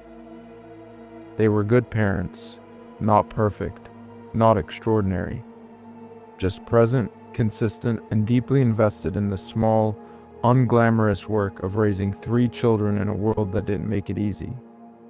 Every summer they went camping. Coconino National Forest up near Flagstaff. Ponderosa Pines, cool mountain air, a 2-hour escape from the oven that Tucson became in July. They'd been going for 6 years, same campground, same loop. Their spot was at the end, where the loop curved back toward the entrance, bordered on one side by the road and on the other by the tree line. A dense wall of ponderosa and gamble oak that ran unbroken into the national forest. Mateo loved it. He loved the smell of the pines and the crunch of the needles underfoot and the way the light came through the canopy in shafts that looked solid enough to climb. He'd disappear into the trees for an hour at a time, come back with his pockets full of pine cones and bark, and once, triumphantly, a bleached coyote jawbone that Sophia made him wash 3 times before he could keep it. On the first afternoon of their trip that July, Mateo came back from the edge of the trees and told Sophia he'd met a man. Sophia was setting up the camp stove. She looked up. "What man, mijo?" "A man standing behind a tree. He was watching me." "Which tree?" Mateo pointed toward the tree line. The trees were thick, the shadows deep even in the afternoon. Sophia looked. There was nobody there. "Maybe it was another camper," she said. "Did he say anything to you?" "No, he just smiled." Sophia told him to stay closer to camp. She didn't think about it again. Kids see things. Kids have imaginations. A shadow becomes a man. A branch becomes a hand. It was nothing. She told us later, sitting in her kitchen in Tucson, with her hands wrapped around a coffee mug she wasn't drinking from, that she replays that moment more than any other. The moment her son told her someone was standing in the trees, watching him, smiling, and she said it was nothing. The second night, the family ate hot dogs and roasted marshmallows, and Louisa read aloud from a book about a girl detective, while Tomas fell asleep in David's lap. Normal, perfect. The kind of evening you go camping to have. Around 9, Sophia carried Tomas to the tent and put him down. Louisa followed with her flashlight and her book. Mateo was supposed to be with them. Sophia assumed he was. She zipped the tent and went back to the fire, where David was banking the coals. 10 minutes later, she went to check on the kids. Luisa was reading. Tomas was asleep. Mateo's sleeping bag was empty. "Where's your brother?" Sophia asked. Luisa looked up. He didn't come in. The next 3 minutes were the longest of Sophia's life. She and David searched the campsite, the picnic table, the car, the bathroom at the end of the loop. They called his name into the dark, and the dark gave them nothing back. David went to the tree line. He stood at the edge where the campsite ended and the forest began, and he shined his flashlight into the pines, and he called his son's name with the particular urgency of a father who is not yet panicking, but is standing on the edge of it. From somewhere in the trees, maybe 30 yards in, maybe more, Mateo's voice came back. "I'm here, Daddy. I'm coming." David exhaled. The relief was physical, a pressure releasing in his chest. But something caught. Something in the voice was not quite right. The words were correct. The tone was Mateo's. But the cadence, the rhythm of the syllables, the spacing between the words was slightly off, mechanical, like a phrase being recited rather than spoken. Like someone who had memorized the sentence and was delivering it for the first time. Mateo emerged from the trees. He was barefoot. He'd been wearing sneakers earlier, blue Nikes, the ones with the Velcro straps that he could put on himself. The shoes were gone, but his feet were clean, perfectly clean. No dirt, no pine needles, no scratches. He had walked barefoot through forest floor in the dark, and his feet looked like he'd just stepped out of a bath. David picked him up. The boy was cold, not chilled cold. His skin felt like it had been pressed against stone. His arms, his legs, his face, all of it radiating a chill that made no sense. It was July. Even at 7,000 feet, the nights in Coconino were mild. 60 degrees, 65. There was no reason for a child to feel like this. "Where did you go, mijo?" The man wanted to show me something. David's arms tightened around his son. "What man?" "The man from behind the tree, the one I told Mama about. He's nice. He showed me how to walk like an animal." David carried him back to the fire. He sat down with Mateo in his lap, and Sophia knelt beside them, and they looked at each other over their son's head with an expression that married couples develop. The silent conversation, the entire argument and agreement compressed into a single glance. The glance said, "Something is wrong." The glance also said, "It's probably fine." Kids sleepwalk, kids make things up. Kids wander and get cold and say strange things. They double-zipped the tent that night. David slept or tried to sleep with his arm across Mateo's chest. The boy felt warmer by morning. His feet were dirty when he woke up, the way a kid's feet should be after a night in a tent. He asked for cereal. He seemed fine. They drove home a day early. Neither David nor Sophia said why. They didn't need to. It started small, so small that David and Sophia spent weeks telling each other it was nothing. Kids go through phases. Kids change. An 8-year-old is not the same person from 1 month to the next. That's normal. That's development. But this didn't feel like development. It felt like replacement. Mateo got quiet. Not sad quiet, not sick quiet, still quiet. He would sit on the living room floor and stare at the wall for 20 minutes without blinking. Not at the television, not at a toy, at the wall. Sophia would say his name and he would turn to her and smile, and the smile was right. It was his smile, the same gap-toothed grin she'd photographed 100 times. But it arrived a half second too late. as if the instruction to smile had to travel a longer distance than it used to. His eating changed. Before the trip, Mateo was a classic picky eater.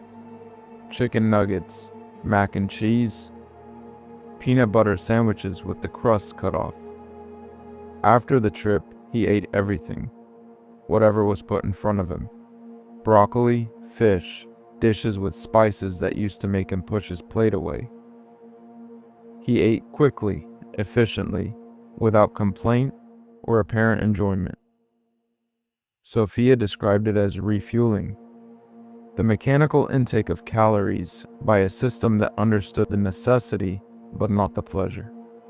His drawings changed. Mateo had always drawn houses with triangular roofs, yellow suns with radiating lines, stick figures labeled Mom, Dad, Luisa, Mateo, with Canela as a brown oval with 4 legs and a tail.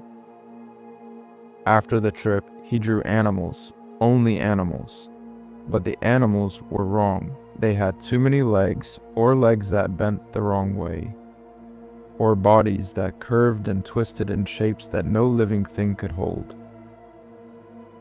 The eyes were always large, always round, always human. Sophia found a stack of these drawings in his desk.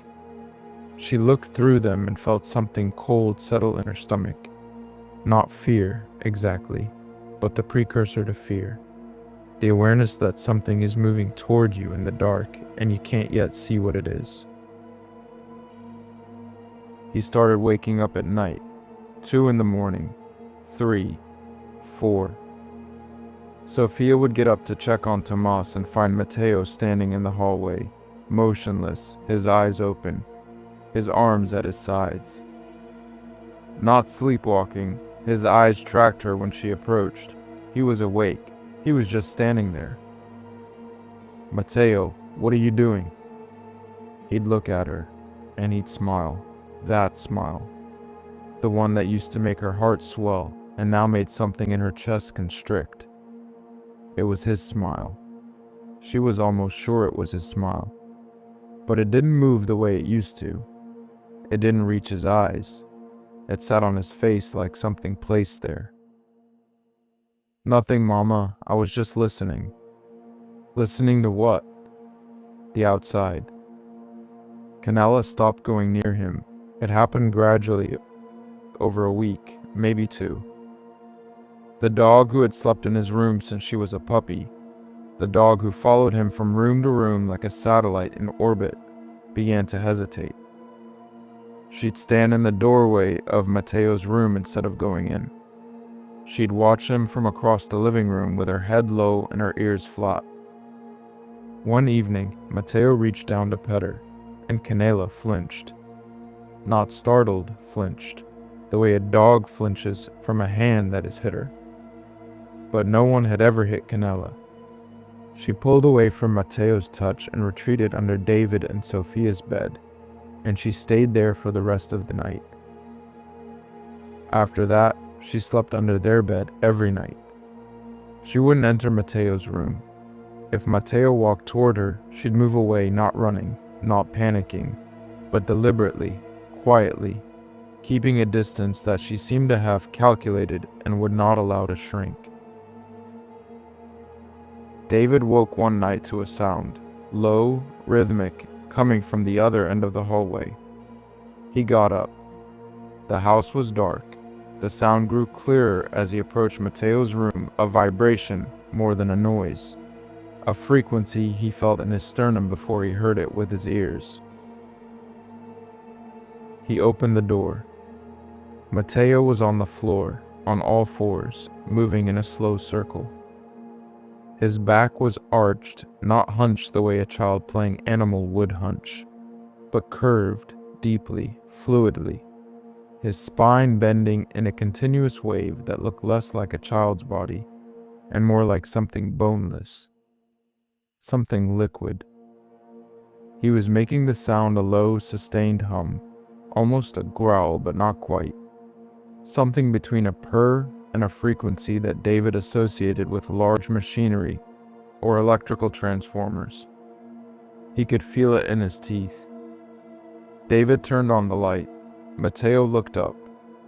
The movement stopped. The sound stopped. The boy's eyes were clear, alert, focused. He smiled. "I was practicing," he said. David's mouth was dry. "Practicing what?" Mateo looked at him for a long moment. Then he climbed into bed, pulled the covers up, and closed his eyes. He didn't answer. David stood in the doorway for a long time. Then he went back to bed and lay beside Sophia in the dark. And he stared at the ceiling, and he did not sleep. Sophia took Mateo to their pediatrician, a full physical.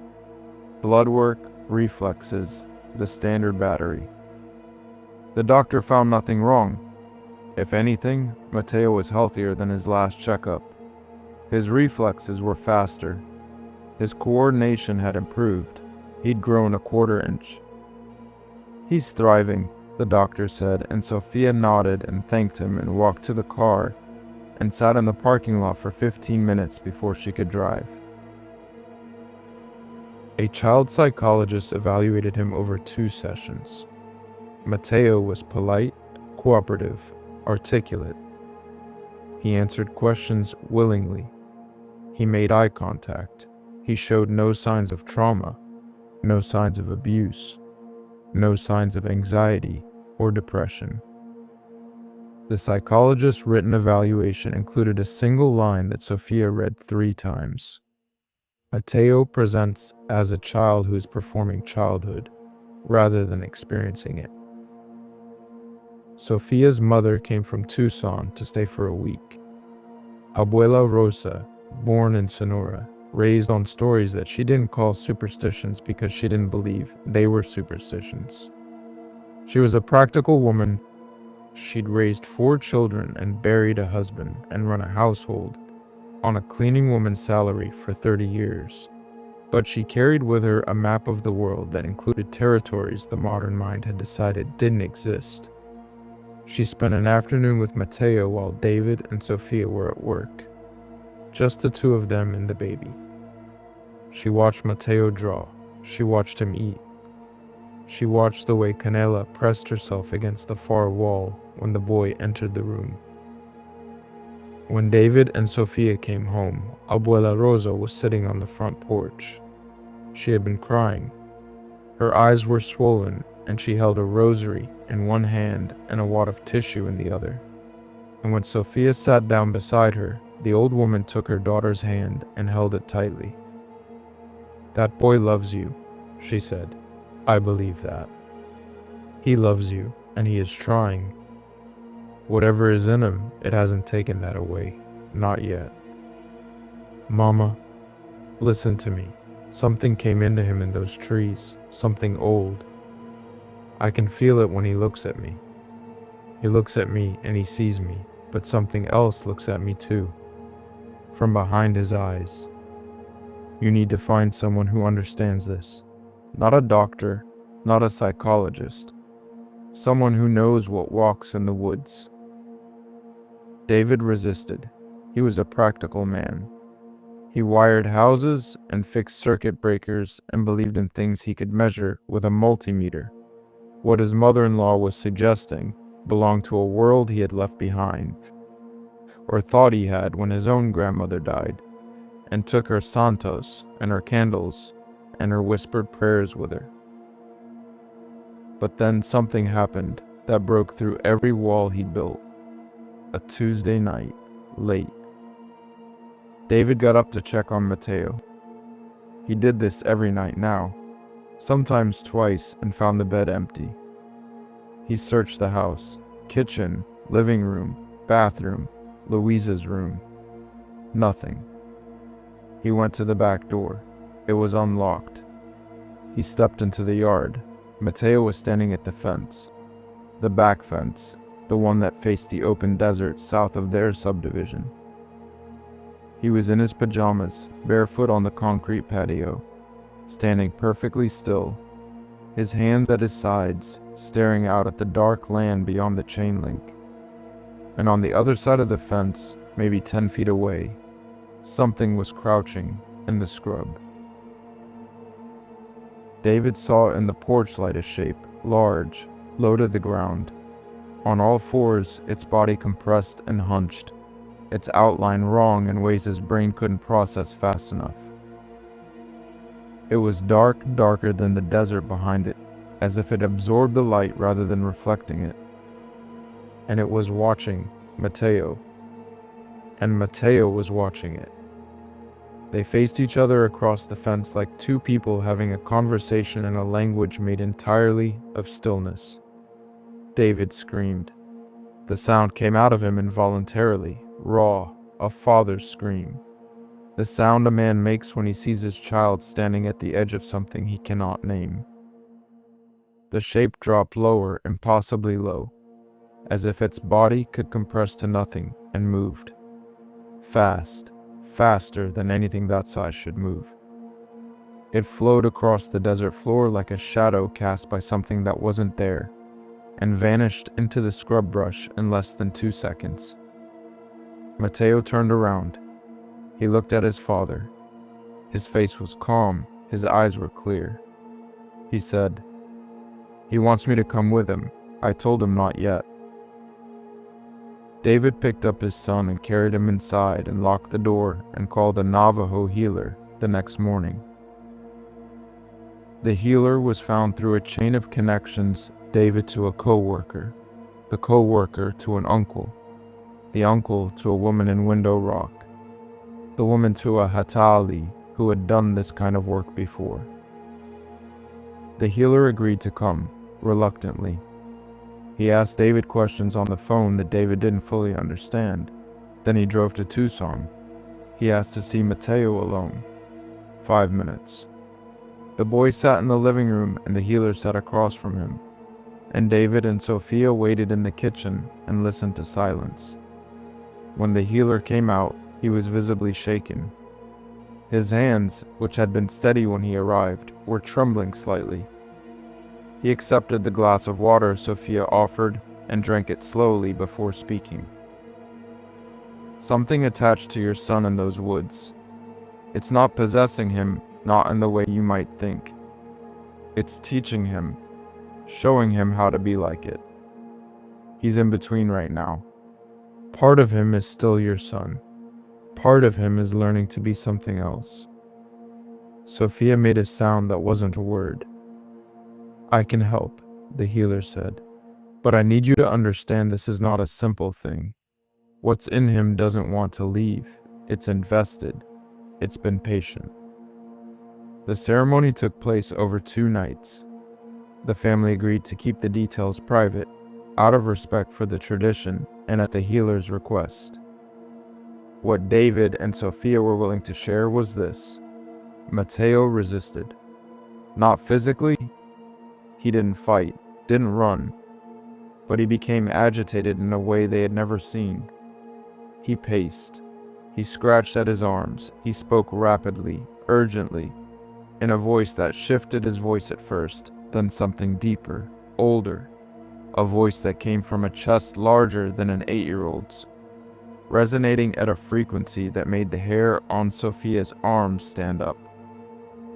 At one point, he spoke in a language that no one in the room recognized. Not Navajo, not Spanish, not English, not any language the healer, who spoke 3, had ever encountered. The syllables were guttural, rhythmic, and wrong, as if the sounds were being produced by a throat shaped differently than a human throat. The healer worked through it. Hours. Cedar smoke and chanting and things that David and Sophia watched without understanding, trusting a tradition that was older than their fear. When it was done, Mateo slept. 14 hours.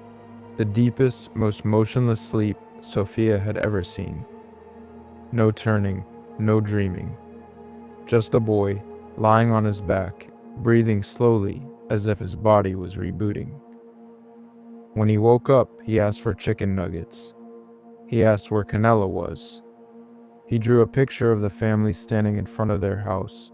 with a yellow sun and a brown dog and 5 stick figures labeled with their names. He smiled at Sophia, and the smile reached his eyes, and Sophia cried in the bathroom for 10 minutes and told David she had allergies.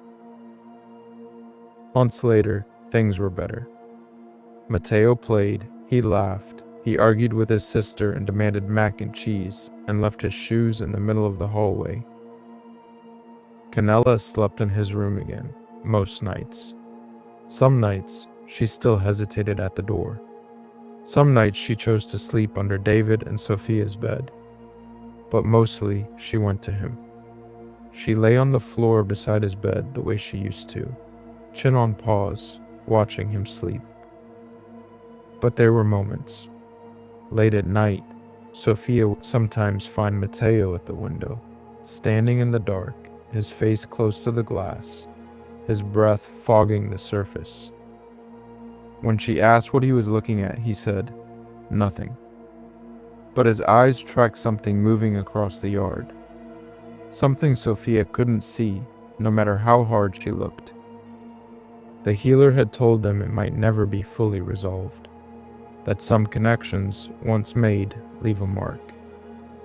A door that's been opened can be closed, but the hinges remain. The frame remembers the shape of what passed through it. David installed floodlights around the entire property, 8 of them. Motion sensor activated, bright enough to light up the yard like a stadium. They go off 2 or 3 times a week, always between 2 and 4 in the morning. Always on the south side, the side facing the open desert. The camera shows nothing, every time. Just the empty yard, the chain link fence, the scrub brush beyond it, flooded with white light. Nothing moving, nothing there. But something is tripping the sensors, something with enough presence to activate a motion detector, but not enough substance, or not the right kind of substance to appear on a recording. Sophia told us, "I got my son back, most of him, and I'll take that. I'll take 80%. I'll take 60. I'll take whatever I can get, because he's here, and he knows my name, and he hugs me before school, and he fights with his sister about the remote, and that's enough. That has to be enough." She paused, set the coffee mug down, picked it up again. "I will never take my family camping again, and I will never let my children walk into a tree line without me. Not ever.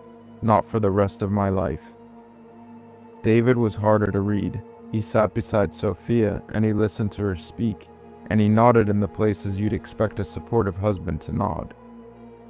But when she finished, he looked down at the table and said something that hung in the air between us like smoke. "You want to know the worst part? The worst part isn't what I saw at the fence.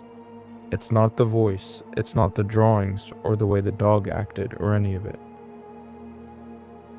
He was quiet for a long time. "The worst part is that some nights, when I check on him, and he's sleeping, really sleeping, deep and peaceful, the way a kid is supposed to sleep, I look at his face and I wonder. I stand there in the dark, and I look at my son and I ask myself, is that him? Is that really him? Or is it something wearing his face? Something that learned his smile and his voice and the way he says, 'Daddy'? And is it doing such a good job that I can't tell the difference?" He looked up, and I hate myself for thinking that. He's my boy, he's my son, and I love him. I love him more than I've ever loved anything in my life. But I can't stop the question. It comes every night, every single night, and I don't know if it will ever stop. He didn't say anything after that, neither did Sophia. The kitchen was quiet. Canella was asleep in the hallway, her body half in and half out of Mateo's room, as if she too was caught between 2 places and hadn't decided which one was safe. There is no ending to this video that will make you feel better. There is no summary that ties these stories into a neat conclusion, and no lesson that wraps the fear in meaning and lets you set it down. These are not ghost stories. These are not campfire tales told to make the darkness feel exciting. These are lived experiences carried in the bodies and the memories and the sleepless nights of 5 ordinary people who walked into the ordinary world and found that it was not as solid as they'd believed. A ranch hand in Arizona, a photographer in Montana, a truck driver in New Mexico, a park ranger in Utah, a family in Tucson. Different lives, different places, different years, the same fracture. The Navajo have a word for what these people encountered. The elders don't say it. Not because they've forgotten it, and not because they don't believe in it. Because naming it gives it power. Because speaking of it draws its attention. Because some things are managed not by confrontation, but by silence, by respect, by the simple act of looking away. The elders have always known. The warnings have always been there, carved into the stories passed from grandmother to grandchild, embedded in the rules that outsiders dismiss as superstition. Don't go into the canyons at night. Don't answer when something calls your name. Don't follow lights that move without a source. And if your child tells you there's a man standing behind a tree, smiling, listen. Please listen. Somewhere tonight, a truck driver in Albuquerque is taking the long way home. 3 hours added to his route, his dash cam recording. An empty road that he knows is not empty. A photographer in Bozeman is developing portraits in a studio with no windows. Her wildlife lens in a case she hasn't opened in over a year. A retired ranger in Cedar City is locking his door before sunset, his hand resting for a moment on the deadbolt, his eyes on the mountains where the canyons begin. A mother in Tucson is standing in a hallway at 3 a.m, watching her son sleep, counting his breaths, telling herself that the boy in that bed is her boy. Her boy. Her boy. And in a canyon that no one visits anymore, somewhere in the red rock country of southern Utah, something is walking the rim, slowly, patiently, step by step in the dark, matching a rhythm that no one down below can hear. It has all the time in the world.